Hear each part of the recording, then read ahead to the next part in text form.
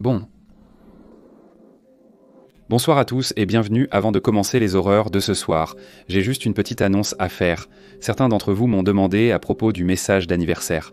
Je fais ça pour tous ceux qui sont abonnés à n'importe quel niveau sur Patreon. Donc si vous voulez votre message d'anniversaire et pouvoir choisir le sujet le jour de votre anniversaire, trouvez le lien dans la description. Mais pour l'instant, il est temps de s'installer confortablement et de laisser les fantômes prendre le contrôle. Quand j'étais enfant, nous vivions dans une maison individuelle à Dayton, Kentucky, juste de l'autre côté de la rivière depuis Cincinnati, Ohio. À la fin des années 1980, mon père a construit une immense bibliothèque intégrée dans notre salon. Le seul problème, c'est que ma mère avait surtout des livres de poche, qui n'avaient pas vraiment l'aspect classique qu'il recherchait Hans. Quand notre mère en a parlé à son patron, qui possédait justement une maison à louer en face de chez nous, il a proposé une solution. L'ancien locataire avait abandonné des cartons de vieux livres dans une pièce grinçante au 2e étage. De splendides ouvrages reliés en cuir et des livres rigides d'époques variées, tous relativement anciens. Le genre de livre que beaucoup de gens apprécient encore aujourd'hui pour leur patine et leur attrait esthétique. Personne ne savait pourquoi la locataire précédente les avait laissés derrière elle, mais sa boîte nous les a offerts gratuitement à condition que mon père vienne les récupérer. Alors mon père a transporté, tout heureux, caisse après caisse, de vieux livres poussiéreux de l'autre côté de la rue, donnant ainsi à mes parents le style qu'ils recherchaient en homme. Naturellement curieux à propos de ces nouveaux livres, un soir mon père en a pris un pour le lire dans la chambre de mes parents au 2e étage avant son service de nuit. En l'ouvrant, il a remarqué un tampon dans le coin indiquant qu'il venait d'une bibliothèque occulte de Cincinnati. Beaucoup de livres venaient de là, tandis que d'autres provenaient de l'université du Kentucky, apparemment empruntés mais jamais rendus ou volés. Il se souvient que le livre s'intitulait quelque chose comme « Les secrets de Salomon » et contenait des instructions pour invoquer des esprits, des anges et des démons. Alors qu'il était assis sur son lit à lire les incantations, il remarqua qu'elles avaient un rythme presque hypnotique. Soudain, il fut secoué par un grand bruit. Il y eut 3 coups secs contre la fenêtre extérieure. Il bondit vers la fenêtre, ouvrit les stores et scruta les alentours, mais ne vit rien. C'était peut-être un oiseau, mais les oiseaux ne volent généralement pas la nuit. De plus, si un oiseau ou une chauve-souris avait heurté la fenêtre, il y aurait eu un seul choc, pas 3 coups distincts. En retournant se coucher plus tard, il s'est remis à lire son livre, car son contenu le fascinait. 5 minutes après, 3 coups résonnèrent de nouveau. Étonné, il descendit rapidement les marches et se rendit sur la terrasse. Ses yeux scrutèrent le côté de la maison et les ombres dans notre jardin. Il n'y avait absolument personne en vue. Aucune échelle sous la fenêtre, seulement l'air épais et humide de la nuit, les fenêtres faiblement éclairées des maisons voisines et le bourdonnement régulier des grillons. Le cœur battant la chamade, il décida de faire disparaître les livres. Il les jeta tous dans un grand sac poubelle noir et les laissa sur le trottoir pour la collecte du lendemain matin. Maintenant, si c'était une creepypasta, les livres seraient revenus magiquement sur l'étagère grâce à une main démoniaque invisible. Mais cela ne s'est pas produit. Les livres ont été emportés le matin et il ne les a jamais revus. Il craignait cependant en secret d'avoir peut-être involontairement invité quelque chose dans notre maison. Plus tard, un matin de novembre, je me suis réveillé pour aller à l'école primaire. Le haut des escaliers était devant la porte de ma chambre au 2e étage, avec la seule salle de bain de la maison sur ma gauche. Je suis sorti de ma chambre pour commencer ma routine du matin, mais j'ai remarqué que quelqu'un montait les escaliers. C'était une fillette d'environ 14 ans, l'âge de ma sœur. Ma sœur était pom-pom girl et ses amis traînaient souvent chez nous, parfois même tôt le matin, donc ça en soi, ce n'était pas surprenant. Mais cette fille m'était inconnue. Elle avait la main gauche sur la rampe et regardait vers le bas pendant que ses pieds montaient les escaliers jusqu'à ce qu'elle se rende compte que j'étais là. Quand nos regards se sont croisés, elle s'est aussitôt arrêtée. Pendant un instant, nous nous sommes regardés. Puis, sans un mot ni émotion, elle s'est retournée et a redescendu les escaliers. C'était étrange, ai-je pensé, et je suis allé dans la salle de bain pour me brosser les dents. Quand nous nous préparions à partir ensemble pour l'école, j'ai demandé à ma sœur où était son amie. Elle a dit que personne n'était venu ce matin. J'étais confus. Alors qui ai-je vu ? Quelqu'un est-il entré par effraction chez nous avant de repartir ? Je n'ai pas fait attention à la façon dont la fille était habillée, car j'étais un garçon et je me fichais complètement de la mode féminine. Peut-être qu'une des amies de ma sœur était passée, a vu son étrange petit frère en slip et a préféré partir aussitôt. Peut-être, peut-être pas. Le bas des escaliers reliait la cuisine et le salon. Un soir, ma mère était dans la cuisine et a vu une fille blonde passer devant la porte comme si elle venait de descendre les escaliers.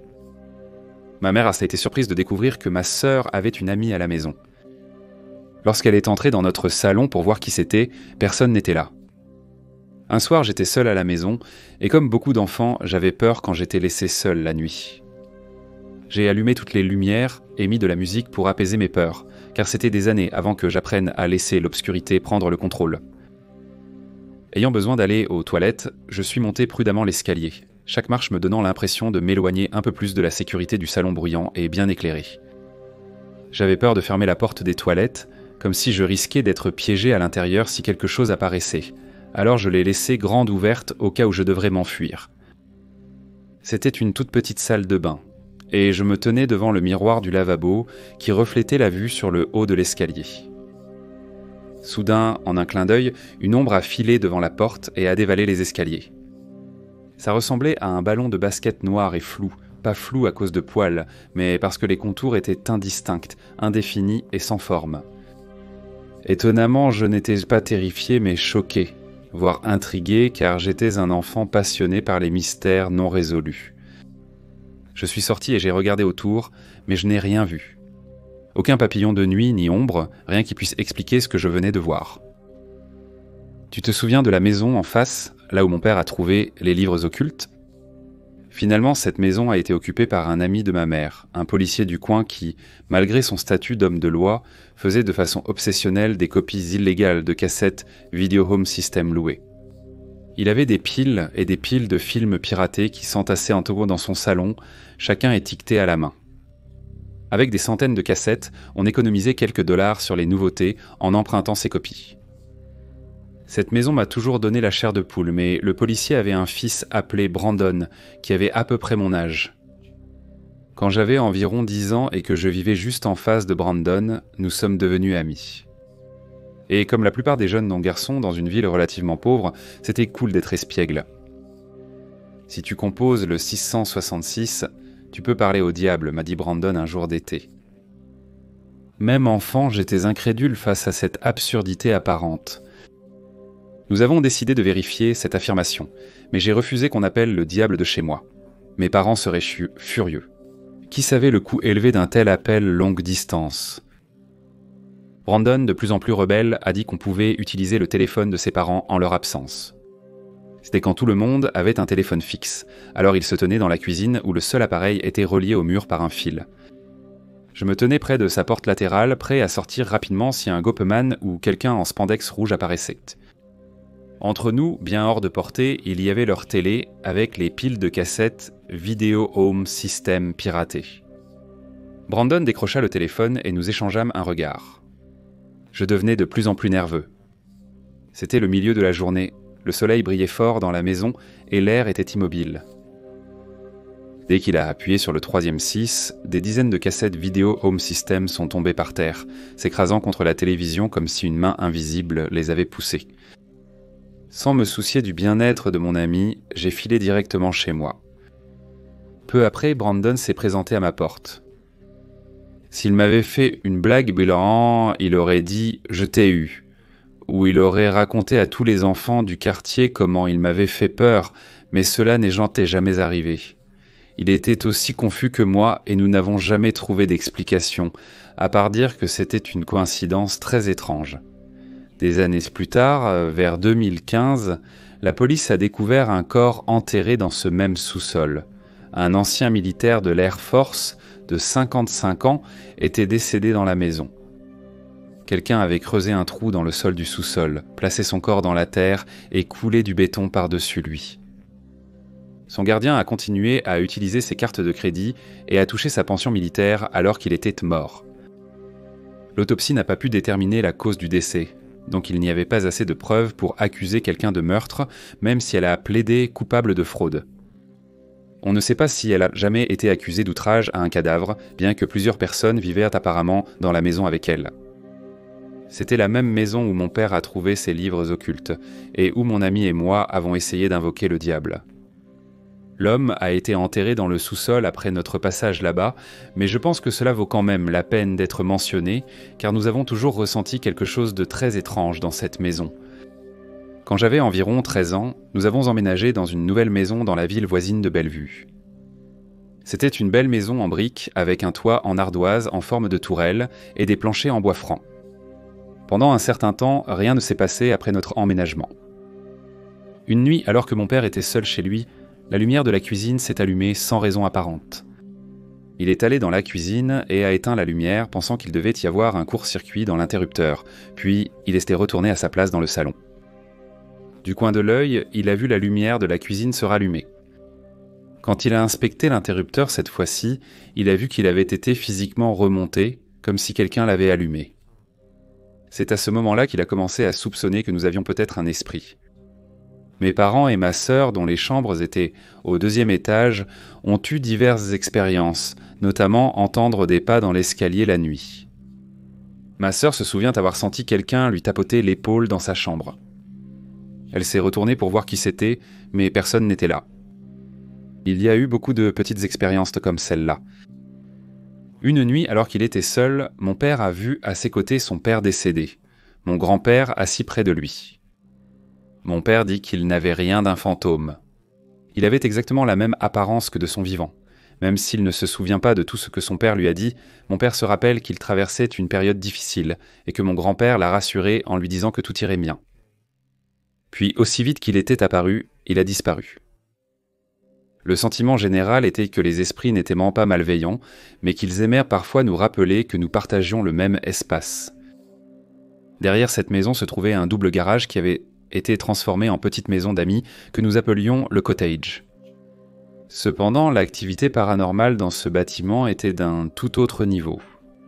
Le cottage est l'endroit où mon père et moi gardions nos instruments de musique. Un lieu où nous nous retrouvions fréquemment pour jouer. C'était principalement une grande pièce ouverte avec une mezzanine pour dormir et une petite salle de bain sur le côté. À cette époque, j'étais un jeune adulte et je restais là-bas l'été quand je rentrais de l'université.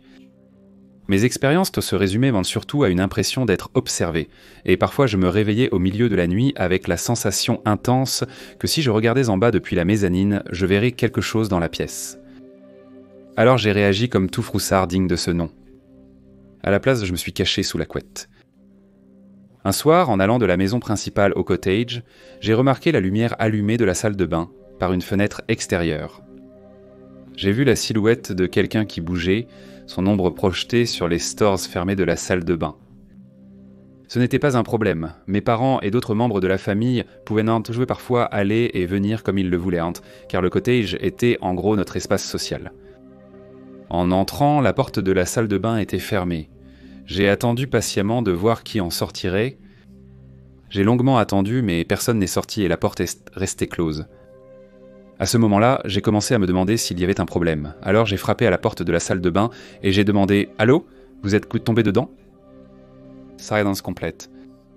Mon père était-il à l'intérieur en train de faire une crise cardiaque ? Personne n'aurait pu sortir sans que je m'en aperçoive ou que j'entende la porte s'ouvrir.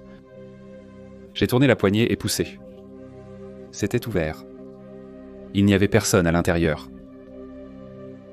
Plus tard, quand mon père travaillait encore de nuit, j'étais à la fac et il était seul dans le cottage, jouant sur notre piano Fender Rhodes, tuant le temps avant de partir travailler, quand soudain il a entendu une voix de femme derrière lui dire « Devrait-on lui montrer ou devrait-on lui dire ?» Les poils sur sa nuque se sont immédiatement hérissés. Il s'est retourné et a vu, flottant au-dessus du canapé, un nuage de fumée blanc grisâtre à seulement quelques mètres de lui. Le haut et le bas de la fumée étaient plats comme une table, et seuls les côtés avaient cet aspect vaporeux, mais elle était complètement immobile. Avec la sortie de l'autre côté de la pièce, mon père s'est levé, déterminé à passer devant le canapé pour inspecter la pièce. Il a passé ses mains juste au-dessus de la fumée pour voir si elle pouvait bouger, et pour vérifier si ce qu'il voyait était réel. Mais cela ne l'a nullement affecté. Après avoir traversé la pièce, il a demandé d'une voix tremblante « Si tu es là, frappe sur le sol ». Il a senti 2 coups très forts et secs directement sous ses pieds. Les coups étaient si forts qu'ils ont failli le soulever du sol, même si le chalet était construit directement sur une dalle de béton. Il leva de nouveau les yeux, réalisant que le nuage avait disparu. Mais autre chose attira son attention. Près de la porte de l'allée, une boule lumineuse était assise sur le sol. Sa taille se situait entre un ballon de basket et un ballon de plage. L'extérieur était noir, brûlé et dentelé, avec des trous irréguliers à certains endroits qui lui permettaient de voir à l'intérieur. Il a décrit l'intérieur lumineux comme étant semblable à un feu de camp après qu'il se soit consumé, comme des braises incandescentes, mais d'une couleur rouge intense. Il l'a examiné pendant quelques secondes, puis il a regardé la boule s'élever vers le grenier. L'air était électrique et il savait que quelque chose d'important allait se produire. Le cœur battant à tout rompre et chaque nerf en éveil, il ne pouvait plus le supporter et s'élança dehors, laissant la porte d'entrée du cottage grande ouverte. Il resta un instant dans la cour, respirant fort pour rassembler son courage. Une fois calmé, il rentra, mais le silence régnait et il savait que la chose, quelle qu'elle soit, était partie. Il n'a jamais rien vécu de tel à nouveau, et son seul regret est de ne pas être resté, car il se demande encore ce qu'il voulait lui communiquer. Tout ce que je peux vous dire, c'est que mon père raconte cette histoire exactement de la même façon depuis 20 ans, sans changer un seul détail. Tirez-en les conclusions que vous voulez. Finalement, mes parents sont retournés à Dayton, cette fois dans une magnifique maison en pierre. Leur nouvelle maison sur une colline avait une grande terrasse avec une vue spectaculaire sur le centre-ville de Cincinnati. La propriété offrait une bonne intimité et était entourée de bois. Il ne s'est jamais rien passé d'étrange à l'intérieur de cette maison, mais dehors, mon père voyait parfois des ombres humanoïdes filer dans le jardin la nuit. La façon dont il les décrivait ressemble à la manière dont les gens de l'ombre sont généralement décrits sur Internet. Aujourd'hui, il était facile d'expliquer cela comme des tours jouées par l'esprit dans l'obscurité, mais il affirme que l'un d'eux s'est suffisamment approché pour lui parler.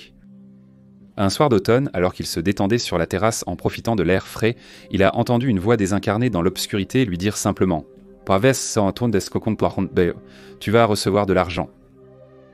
Il a trouvé cela étrange, mais certainement intriguant, et 1 mois plus tard, mon père a gagné $200 000 à la loterie Kentucky Powerball. Cela peut sembler être la partie la plus invraisemblable de l'histoire, mais c'est entièrement vrai. En 2012, mes parents ont acheté leur maison actuelle dans une autre ville. Ils y vivent depuis plus de 10 ans maintenant et n'ont jamais rien vécu de paranormal. Je possède aussi ma propre maison et je n'ai jamais rien vu, entendu ou vécu de particulier en 7 ans ici. Et c'est tout. Quand notre famille partage des histoires de fantômes, ce sont celles-ci que nous racontons.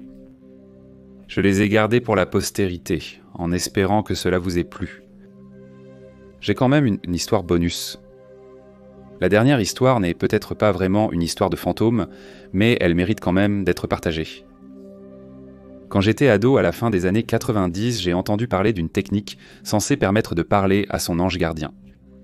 L'idée était de s'asseoir dans un endroit calme avec un crayon et du papier, poser une question, vider son esprit et laisser sa main écrire. Ne réfléchis pas, écris simplement. Ça n'a pas très bien fonctionné pour moi. J'avais du mal à vider mon esprit et j'écrivais souvent n'importe quoi. La seule vraie réponse que j'ai obtenue quand j'ai soi-disant demandé à mon ange gardien son nom, c'était Sarah Elizabeth. J'étais perplexe. Est-ce Sarah ou Elizabeth ? Plus tard, j'ai mentionné mon expérience en passant à ma grand-mère et elle est immédiatement devenue pâle. Elle m'a dit qu'entre ma mère et ma tante, elle avait fait une fausse couche et que le bébé allait s'appeler Sarah Elizabeth. J'étais stupéfait que ce secret de famille m'ait été caché jusqu'à présent. Dans les années 90, il était particulièrement rare de parler publiquement des fausses couches, surtout devant des adolescents. Parmi toutes les combinaisons de prénoms possibles que j'aurais pu imaginer, je me demande si c'était juste une coïncidence ou non. Dans tous les cas, c'était vraiment étrange. Je venais d'avoir 40 ans. La vie était belle. Du moins, c'est ce que je croyais. J'étais au top de ma forme, m'entraînant 5 fois par semaine, mangeant sainement et restant occupé en tant que coiffeur. Mon emploi du temps était fou, mais je prospérais dans ce chaos. Avec le recul, j'ai réalisé que mon corps me murmurait des avertissements depuis des années. Les signes étaient là. Depuis 5 ans, d'étranges événements se produisaient sans cesse. J'ai attribué ces choses au stress ou au surmenage. Une fièvre soudaine qui apparaissait et disparaissait rapidement. Des maux de tête chroniques et légers qui allaient et venaient. Des accès de vertige imprévisibles. Et cette fatigue profonde, écrasante, qui ne semblait jamais disparaître. Je me disais toujours que je forçais juste trop. J'étais débordé par les clients, les délais et la vie. Puis l'aura est apparue. D'étranges lumières scintillantes sont apparues de nulle part dans ma vision, telles des bugs dans la matrice. Au début, elles étaient rares, presque irréelles, mais elles revenaient sans cesse, et je continuais à les ignorer jusqu'à ce que ce ne soit plus possible. Début septembre 2010, un matin dont je me souviens comme si c'était hier, je me suis réveillé avec une sensation étrange. Mon corps était lourd, mes membres comme du plomb. J'ai balancé mes jambes sur le côté du lit, mais avant même de pouvoir me lever, une vague de vertige m'a frappé si fort que j'ai dû m'asseoir. Mon cœur battait la chamade dans mes oreilles alors que j'essayais de reprendre mon souffle et je me disais que j'avais juste besoin d'1 minute. Mais au fond de moi, je savais que quelque chose n'allait pas. Pourtant, j'ai tenu bon. Je me suis forcé à me lever, me préparer pour le travail, faire mon déjeuner et prendre mon ordinateur. Ce jour-là, mon partenaire me conduisait au travail, Dieu merci. J'étais trop tremblant pour conduire, mais je ne l'ai pas fait. Nous étions à peu près à mi-chemin quand c'est arrivé. Je me suis évanoui encore et encore. Mon partenaire a paniqué. J'ai repris connaissance juste assez pour voir la peur dans ses yeux alors qu'il fonçait vers l'hôpital, le plus proche. Quand nous sommes arrivés aux urgences, mon cœur battait si vite que j'avais l'impression d'être sur le point d'exploser. J'avais la tête qui tournait, je tenais à peine le coup, et je n'ai réalisé que plus tard que ma peau était devenue gris cendré. Ils m'ont admis immédiatement. On m'a emmené dans une salle d'examen pendant que mon partenaire partait faire des courses, et c'est là que les choses sont devenues étranges. J'étais allongé sur le lit d'hôpital en essayant de rester calme, mais mon esprit tournait en boucle. Le temps passait, je ne saurais dire combien exactement. Puis la porte s'est ouverte et un médecin est entré. Mesurant environ 1,75 m, il avait une 40aine d'années.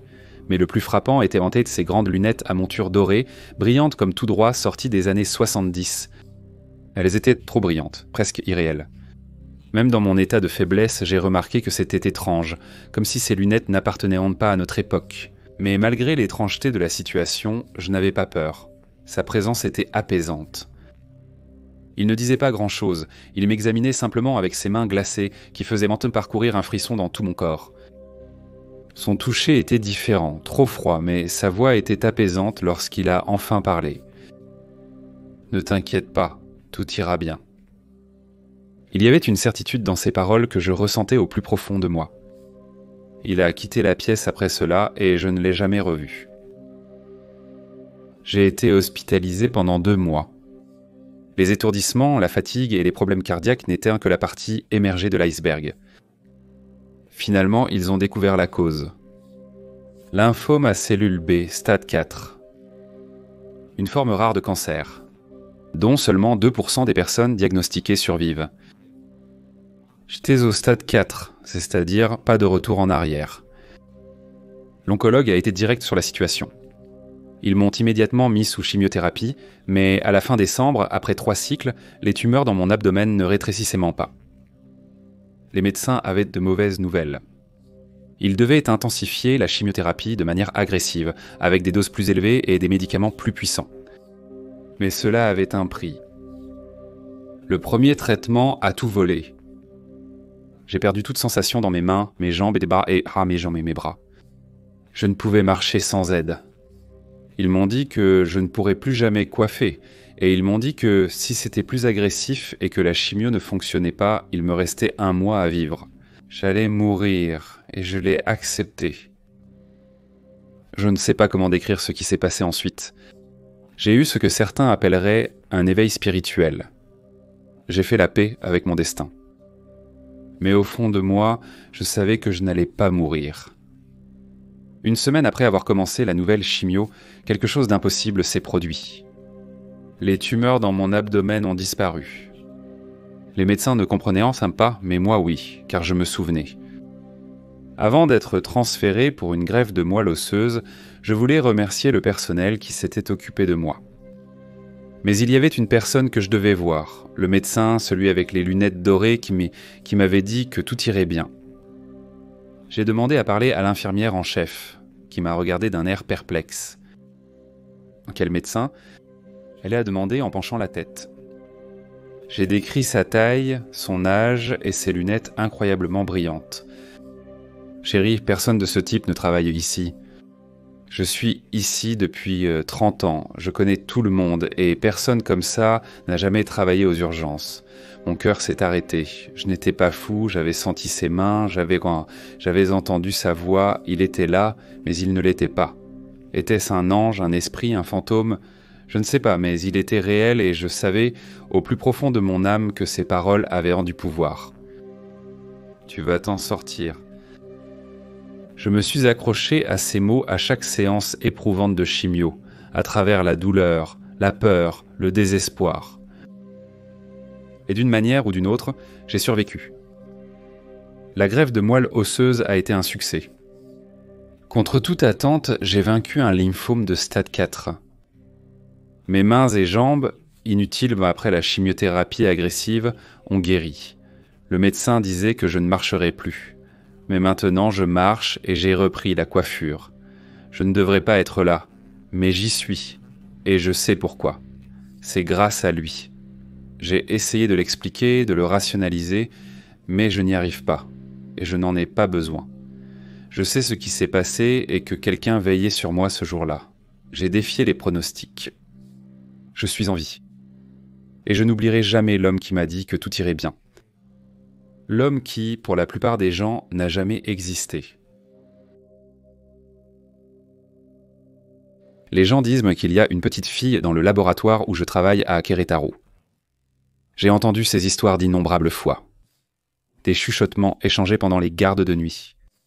Des conversations murmurées entre collègues autour d'un café. Ils disent ressentir sa présence. Ils disent qu'elle observe. Mais je ne l'ai jamais vue en personne. Ceux qui l'ont vue, ce sont toujours les agents d'entretien, ceux qui arrivent avant l'aube quand l'air est chargé de silence. Ou l'équipe des médias qui arrive tôt pour installer leur matériel. Ils l'ont vue. Une petite fille debout près de la fenêtre ou qui regarde derrière les rangées d'équipements. Parfois, ils peuvent entendre un léger rire résonner dans les couloirs vides. Je pensais que tout cela n'était que des bêtises, jusqu'à un dimanche tranquille. C'était presque trop calme. Je traitais des échantillons dans le laboratoire avec un collègue. Notre système était simple. Les échantillons nous sont transmis à travers une fenêtre transparente et on peut tout voir clairement de l'autre côté. Et à chaque nouvel échantillon apporté, on frappe à la vitre. Ce jour-là, nous étions assis près de la fenêtre à attendre et c'est là que nous l'avons entendu. 3 coups, forts et puissants. Ce n'était pas le petit coup léger d'un collègue, c'était beaucoup plus insistant. Nous nous sommes tous les deux tournés vers la fenêtre sans rien voir, mais nous pouvions encore voir la vitre bouger légèrement, vibrer, comme si quelqu'un l'avait frappée violemment. Mais en regardant de plus près par la fenêtre, il n'y avait personne. J'ai essayé d'en rire. C'est sûrement le vent, ai-je blagué. Mais le laboratoire est hermétique et stérile. Aucun vent n'entre ni ne sort, à moins que ce ne soit contrôlé. Puis le coup a retenti de nouveau, plus fort, me faisant frissonner. J'ai décidé d'aller vérifier. J'ai fait le tour du laboratoire, vérifiant chaque recoin. Il était désert. J'ai demandé à un collègue s'il avait frappé et il m'a regardé comme si j'étais fou. Ils ont même plaisanté en disant que peut-être les filles après du bureau nous faisaient une blague, mais je me suis alors souvenu que c'était dimanche. Le personnel du bureau était absent. Plus tard, j'étais seul au laboratoire, terminant des échantillons près de la fenêtre. C'est alors que j'ai entendu un chuchotement juste derrière moi. Chut! Mon sang s'est glacé, je me suis retourné d'un coup, mais la pièce était vide. Pourtant, je l'ai ressenti. Je n'ai jamais été du genre à croire aux fantômes, mais là, mon esprit commençait à vaciller. Plus tard, j'étais à l'anniversaire de mon ami. Il m'a demandé d'organiser la fête chez moi. J'avais assez d'espace pour ses amis. L'une des invitées, une femme que je ne connaissais pas, était réservée et restait dans son coin. mais quelque chose chez elle me mettait mal à l'aise. À un moment donné, elle a demandé à utiliser la salle de bain. Je lui ai dit qu'elle était au bout du couloir, à droite. Quand elle est revenue, elle n'a pas dit grand-chose, mais j'ai remarqué qu'elle murmurait quelque chose à son ami. Il m'a lancé un regard étrange, comme s'il venait d'entendre quelque chose d'obscène. Je ne l'ai pas poussé à en parler, mais plusieurs mois après la fête, mon ami et moi avions un peu trop bu, et elle a finalement fini par me dire ce qu'elle avait vu. Il a marmonné quelque chose, presque trop gêné pour l'admettre, et je l'ai poussé à en dire plus. Elle dit qu'il y a quelqu'un dans le couloir, une femme. La curiosité a fini par l'emporter.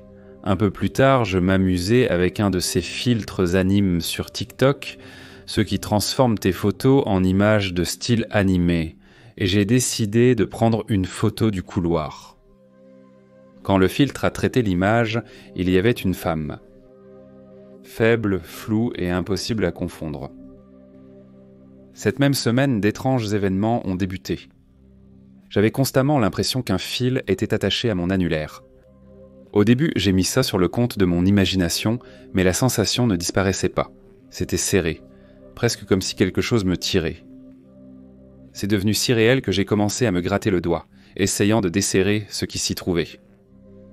Par curiosité, j'ai utilisé à nouveau le filtre TikTok, cette fois pour filmer ma main, et il semblait qu'un fil marron était enroulé fermement autour de mon doigt, visible uniquement avec le filtre. Ce n'était pas la seule chose étrange. Un après-midi, je suis allé à l'épicerie du coin. En rentrant, j'ai jeté mes clés sur le lit comme d'habitude. Je suis resté à la maison toute la journée après ça. Je n'avais aucune raison de toucher aux clés. Des heures plus tard, en allant verrouiller la porte d'entrée, j'ai trouvé 2 clés, identiques. L'une était détachée, mais l'autre était exactement la même. Je l'ai testée et elle a fonctionné. D'où diable vient cette autre clé ?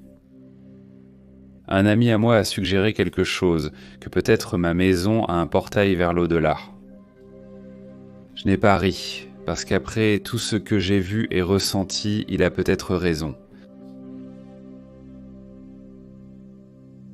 Quand j'avais environ 5 ou 6 ans, je croyais fermement avoir rencontré un fantôme dans ma propre maison. Une nuit, en regardant la télé dans mon salon, j'ai été distrait par un fauteuil à bascule bougeant d'avant en arrière. C'était étrange. Les fenêtres tendent à l'ouvert, mais sans vent et en automne, nous n'avions pas besoin de la climatisation. C'était un peu bizarre, mais je me suis dit qu'elle avait bougé d'avant en arrière simplement parce que c'était une vieille chaise berçante. Elle a arrêté de se balancer 1 minute plus tard et n'a plus bougé. La nuit d'après, en regardant la télé, j'ai entendu une tasse tomber de l'étagère.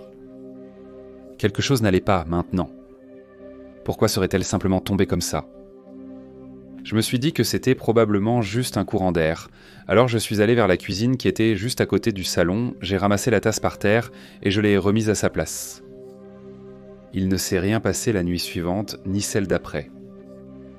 Mais la nuit d'après, je regardais la télé quand tout à coup, une radio posée sur un bureau juste à côté de moi s'est allumée. Ce n'était pas un courant d'air. Une radio ne peut pas s'allumer toute seule. Elle ne s'allumerait que si on l'allumait manuellement. C'est à ce moment-là que j'ai éclaté en sanglots. J'ai couru dans la chambre de mes parents, la radio jouant encore en fond. J'ai fait irruption dans la chambre et j'ai vu ma mère au téléphone avec quelqu'un. Je l'ai entendu dire à son interlocuteur au téléphone « Attends une seconde ». Elle m'a demandé ce qui se passait et j'ai crié que la radio venait de s'allumer toute seule et que je croyais que c'était le fantôme qui l'avait fait.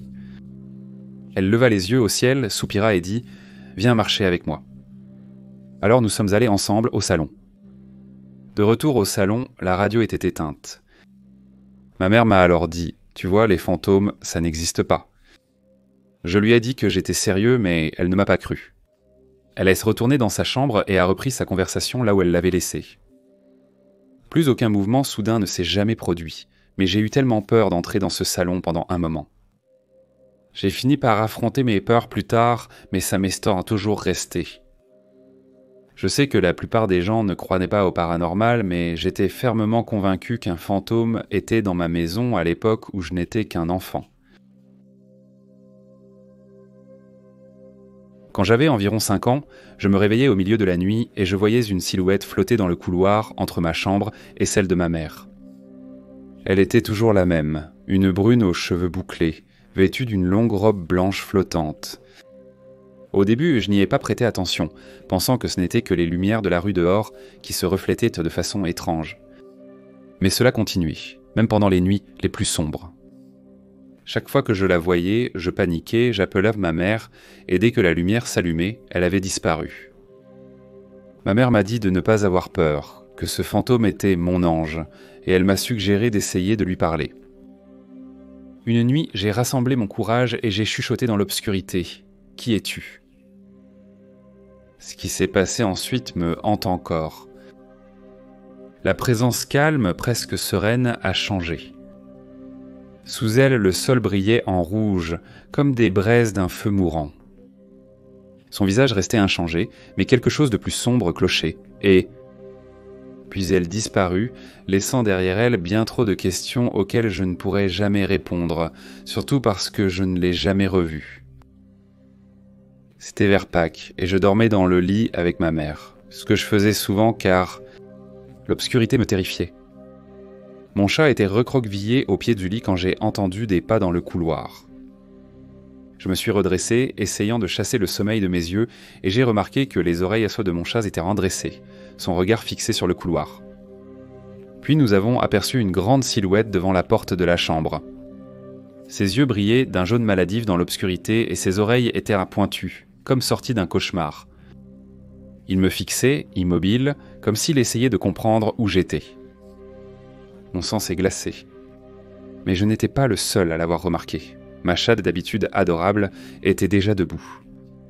Ses poils hérissés, le dos arqué, prête à se battre. Ses yeux ont brillé en jaune un instant, juste comme ça. Des choses. La créature nous a regardés, elle puis moi.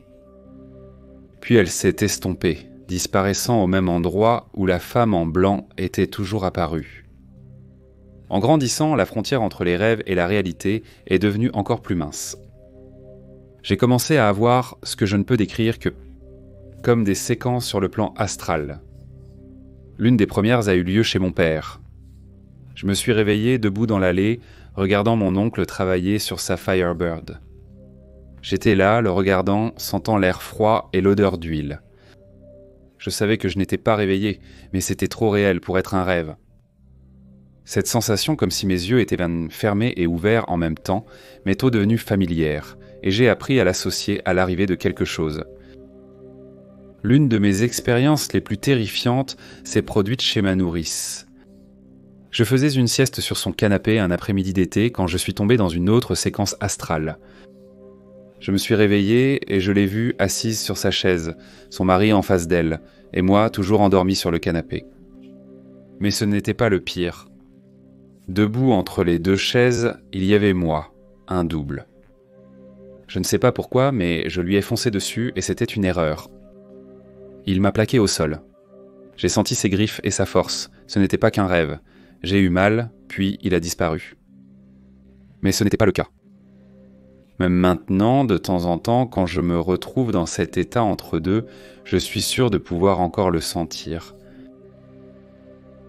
Des années plus tard, dans une autre maison, j'ai offert à mon ex un ours en peluche qu'on se passait l'un l'autre.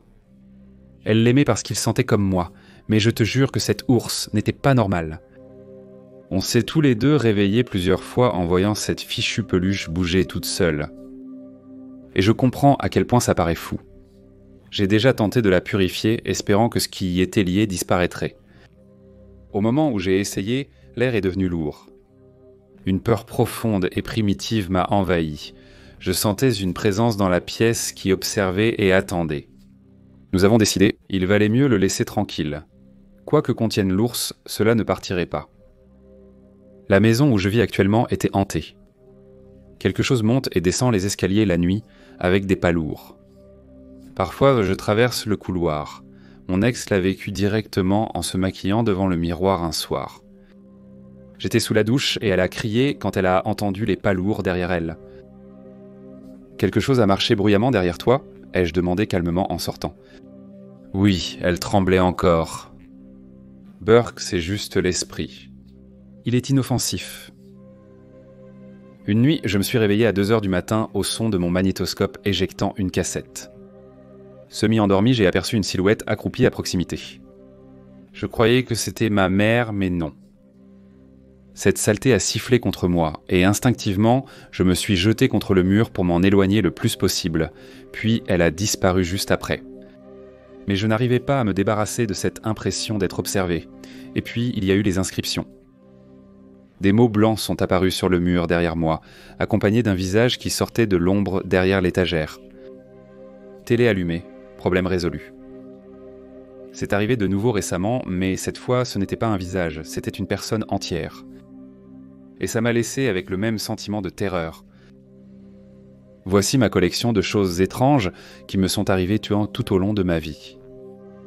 Je sais que beaucoup d'entre vous vont simplement rejeter ça comme des absurdités, mais c'est ma vie et ce sont mes vraies expériences et je ne les souhaite vraiment à personne. J'avais un ami qui s'appelait Nova. C'était ce gars super cool et spirituel qui semblait venir d'une autre époque. Il avait une vingtaine d'années, mais son âme semblait ancienne. C'était le genre de personne qui croyait à la magie, à l'énergie qui façonne la réalité et au pouvoir de la volonté pour changer le monde.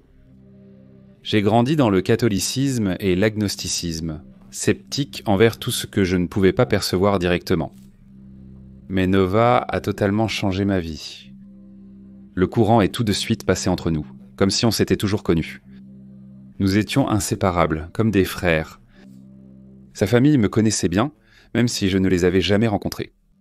Il était toujours chez moi dans le New Jersey, même s'il habitait loin dans le Queens. Il était comme une maison pour moi. C'était aussi un danseur extraordinaire. Cet homme bougeait avec fluidité sur la piste, maîtrisant tous les rythmes. Il m'a inspiré à me lancer dans le shuffle. J'étais nul au début, mais Nova était patient. Il me guidait à chaque étape. Il avait ce don, pas seulement pour la danse, mais aussi pour voir les gens. Il a remarqué les failles en moi, les traumatismes que je portais depuis l'enfance, et il voulait m'aider à guérir. C'est à ce moment-là qu'il a proposé qu'on prenne du L ensemble. Je n'ai jamais essayé de psychédélique. J'en avais entendu parler, mais je pensais que c'était juste un trip. Un outil pour grandir, pour retirer les couches de la réalité. Ces théories étaient en folle, mais d'une certaine manière cohérentes. Et c'est à ce moment-là que tout a changé. C'était en novembre 2016. On était en train de planer dans mon appartement, à rire de tout et de rien, quand la conversation a pris une tournure étrange. Nova demande « Hey mec, qu'est-ce que tu ferais si je mourais ?» Ça m'a frappé comme un coup de poing dans le ventre, complètement pris au dépourvu, et j'ai lâché la première chose qui m'est venue à l'esprit. « Je te hanterai. » Nova a éclaté de rire avec son large sourire malicieux. « Eh bien, je reviendrai en tant que ton chat, » dit-il sans aucune hésitation, les yeux pétillants comme s'il était déjà dans une blague cosmique. « Un chat ? Je ne peux même pas avoir de chien ici, c'est pour ça. » Il a haussé les épaules comme si c'était évident. On a plaisanté et je lui ai dit que s'il revenait, il devrait être roux. J'en avais toujours voulu un comme Garfield, intelligent, indépendant et avec du caractère. On en a ri, on a scellé ça par une poignée de main, puis le moment est passé.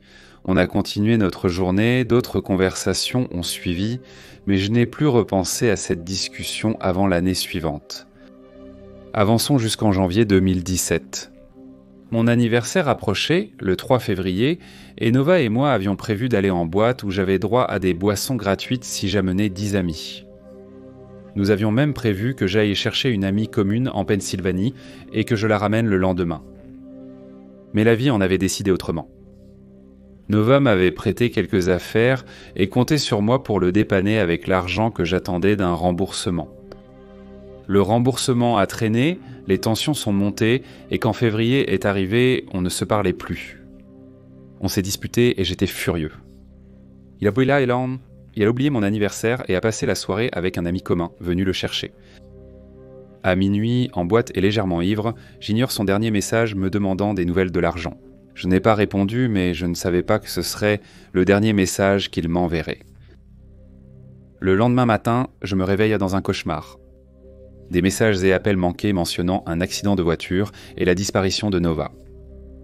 Le connard de chauffeur à qui il avait demandé de ramener notre amie chez elle roulait à 140 dans une zone limitée à 40, a percuté la barrière, la voiture s'est retournée, a fait des tonneaux. Ils sont tous partis, juste comme ça, et c'était ma faute. Du moins c'est ce que je ressentais. J'aurais dû répondre, j'aurais dû arranger les choses. Si je l'avais récupéré, si j'avais juste répondu, peut-être qu'il serait intente, encore là. Je suis tombé très bas. J'échouais à la fac, je me noyais dans la culpabilité, je fonctionnais à peine. Nova était plus qu'une amie. C'était ma flamme jumelle, l'une des seules personnes avec qui j'avais vraiment créé un lien. Sans lui, je me sentais vide. À ses funérailles, j'ai enfin rencontré sa famille, sa mère. Mon Dieu, elle a vu le désastre que j'étais, et elle m'a tendu une enveloppe remplie de ses cendres. « Il voudrait que tu aies ça », m'a-t-elle dit doucement. J'ai acheté un collier arbre de vie et j'y ai mis une partie de ses cendres, le portant près de mon cœur. C'était un petit réconfort, mais le vide persistait. Les semaines passaient et je me noyais toujours. C'est alors que l'événement le plus étrange s'est produit. Ma sœur m'a appelé un après-midi. Nova et ma sœur étaient en proches. Elles s'étaient rencontrées grâce à moi, et même si elles ont eu une relation d'amis avec bénéfice pendant un moment, elles habitaient juste au coin de la rue et on traînait souvent ensemble. « Frérot », dit-elle d'un ton étrange, « j'ai besoin d'un service. Il y a ce chat qui traîne autour de chez moi depuis quelques jours, il miaule comme un fou et il ne veut tout simplement pas partir. Rex va le tuer », a-t-elle dit en parlant de son pitbull cinglé. « Tu peux venir le récupérer avant qu'il n'arrive quelque chose ?» Je n'ai pas réfléchi 2 fois, je suis allé chez elle et je suis entré. Et elle a mentionné quelque chose de bizarre. Je lui ai donné un bain, il m'a laissé faire. Un chat errant a laissé le laver, ça n'a aucun sens. Et puis elle a ouvert la porte. Un chat tigré orange de 6 mois est sorti tranquillement. Mon cœur s'est arrêté. Dès que nos regards se sont croisés, j'ai su, et je le jure devant Dieu, le chat aussi. Je suis tombé à genoux, mon corps tremblait, les larmes coulaient sur mon visage.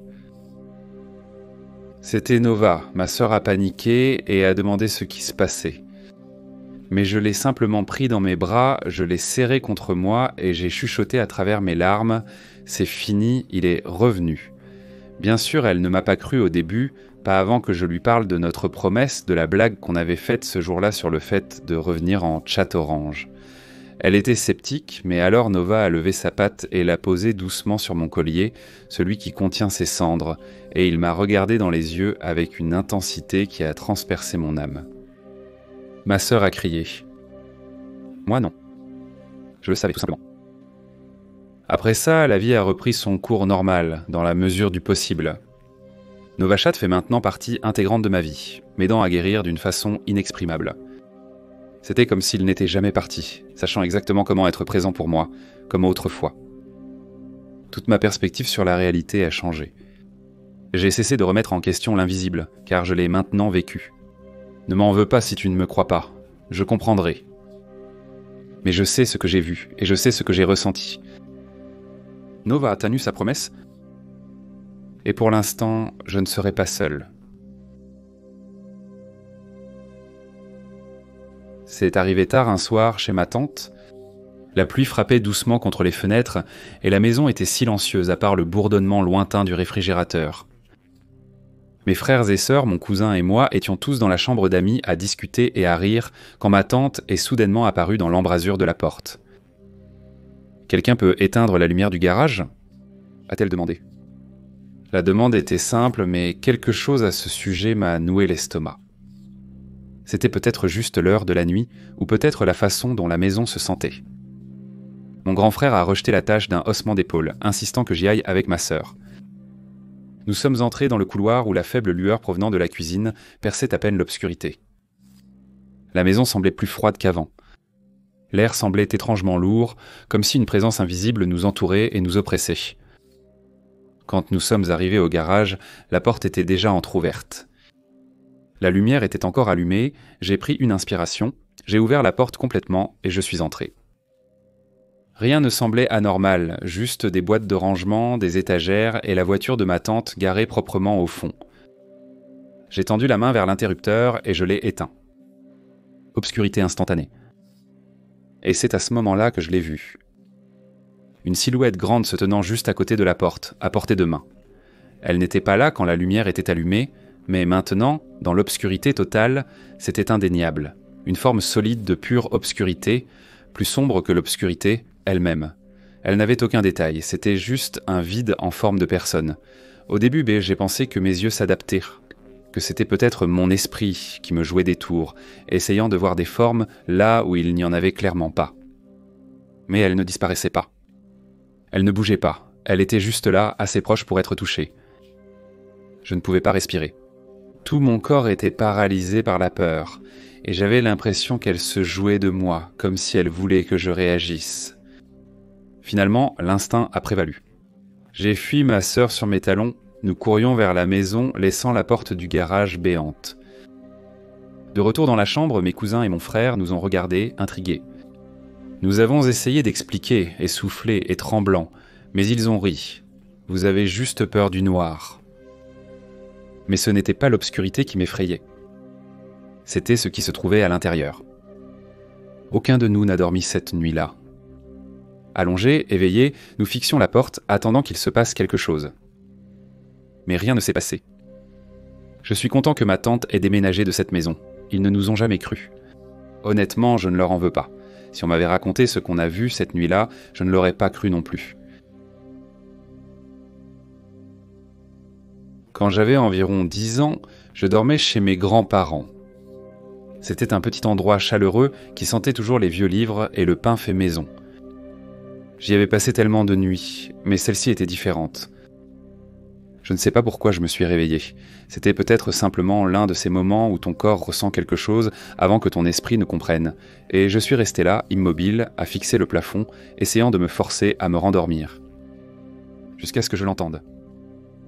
Un bruit de grattement, venant de l'arrière de la maison près de la fenêtre. Au début, j'ai cru que c'était peut-être seulement des branches frottant contre la vitre. Mais ça n'avait pas de sens. Une véranda se trouvait à l'arrière, rendant la fenêtre inaccessible. Je me suis redressé un peu, les oreilles aux aguets, le cœur battant un peu plus vite, et le grattement s'est arrêté. J'ai retenu mon souffle, espérant que c'était fini, espérant pouvoir oublier tout ça et me retourner pour dormir. Mais alors, les pas sont arrivés. Ils étaient bons, d'abord faibles, un bruit sourd et délibéré qui résonnait à travers le sol, venant de la cave, de tous les endroits possibles. Je me suis figé. Est-ce que quelqu'un s'était introduit chez moi ? Ces bruits de grattement étaient peut-être liés à cela. Mais quelque chose ne semblait pas normal. Je n'ai pas bougé, je n'ai pas appelé. J'ai simplement écouté. Les pas se sont arrêtés et un soulagement m'a envahi, mais cela n'a pas duré longtemps. Peu après, je les ai entendus à nouveau, mais cette fois au 2e étage.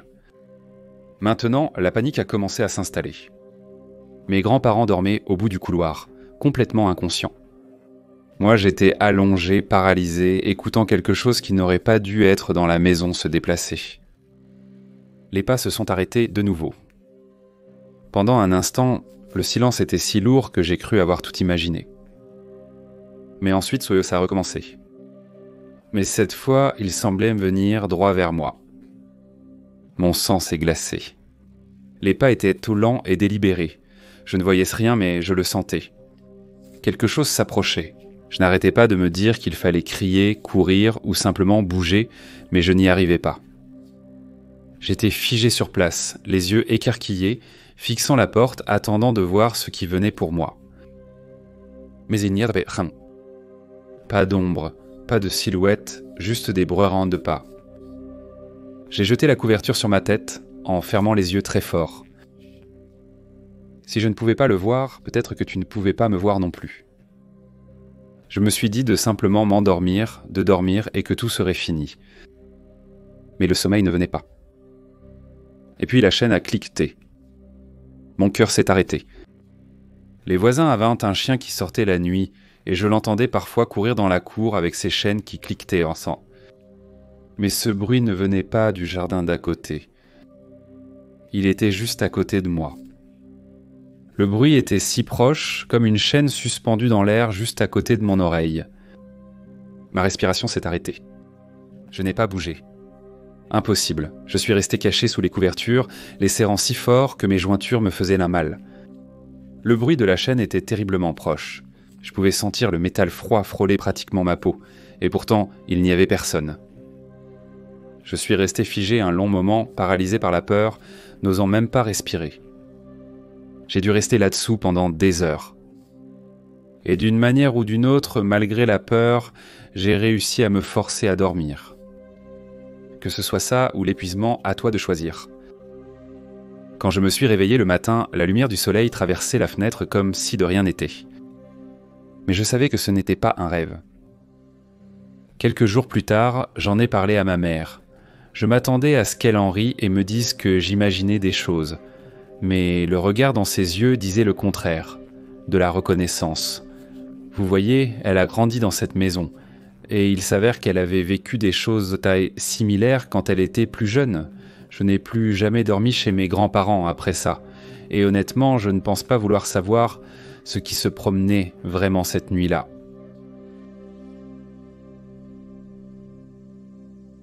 Mon meilleur ami s'est suicidé. Je ne l'ai appris que 5 jours plus tard. 5 jours entiers. Mais la veille du jour où je l'ai appris, j'étais assis dans le salon avec mon mari et du coin de l'œil, j'ai vu quelque chose. J'ai dit à mon mari de ne pas bouger, mais juste de regarder là, près du mur. Il y avait une ombre, un homme, ni trop grand, ni trop petit, ni gros, ni mince, juste debout là, à nous regarder. Mon mari, généralement sceptique, était d'accord. Ce n'était pas inquiétant. Nous nous sommes levés ensuite et nous nous sommes placés à l'endroit où l'ombre se trouvait et le sol semblait y vibrer. C'était tout. Le lendemain, j'ai appris le décès de mon ami et j'étais convaincu que c'était lui qui nous avait rendu visite. Mais aussi ce soir-là, après l'avoir appris, je pleurais, je sanglotais, j'étais en colère et bouleversé et je parlais à mon ami en disant « Pourquoi tu ne m'as pas simplement appelé ? Est-ce que je n'étais pas un bon ami ? Comment as-tu pu penser que tu n'en avais pas ? Est-ce que je ne comptais pas pour toi ? Je sais, c'était stupide. Sa mort ne me concernait pas, etc. Mais si tu as perdu un ami proche ou un membre de ta famille parce qu'il s'est donné la mort, c'est difficile de rester rationnel. Bref, je me suis réveillé le lendemain matin, mais je suis resté au lit, triste, déprimé, et j'ai pris mon téléphone comme je le fais automatiquement, j'ai vérifié mes emails, et il y avait un email de Wayfair avec une photo d'une peinture. Le titre de la peinture ? Le fantôme le plus dévoué. Je pensais recevoir plus de signes de lui pour le reste de ma vie, ou juste un moment, mais c'était tout. Je ne sais pas ce qui se passe là-bas, dans l'au-delà, mais j'ai senti à ce moment-là qu'il y avait au moins un certain voile entre la vie et l'au-delà, même si ce n'était que pour un court moment.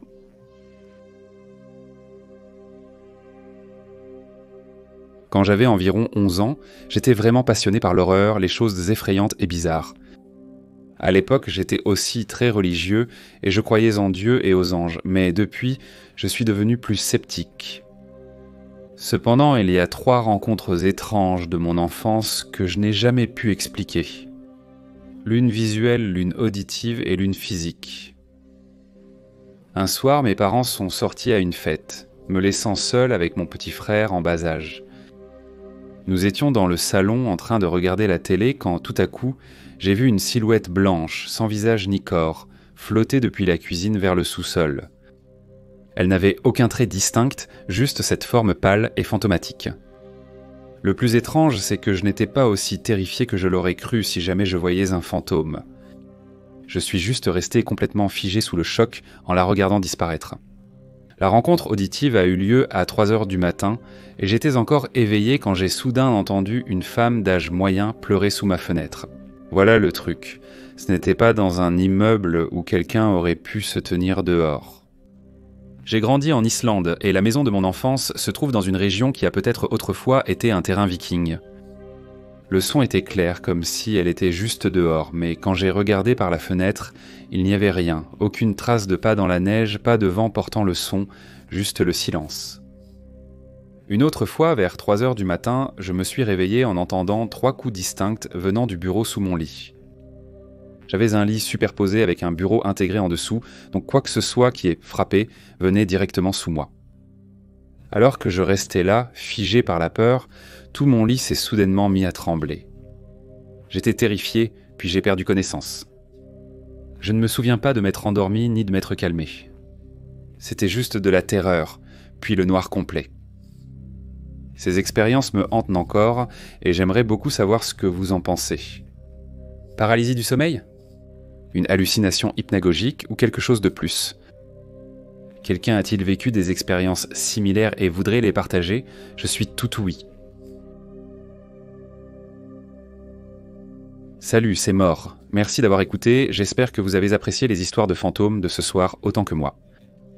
Dites-moi ci-dessous votre avis à ce sujet. Je tiens à remercier tout le monde d'avoir été présent ce soir, en particulier mes membres et mes mécènes dont les noms s'affichent à l'écran. Si vous avez apprécié, faites-le moi savoir. J'ai une idée marrante pour le poisson d'avril, je crois que ça tombe un mardi, donc vous voyez, ça peut paraître idiot, mais rejoignez-moi pour cette vidéo gratuite, peut-être même en direct. Prenez soin de vous, à plus, bonne nuit.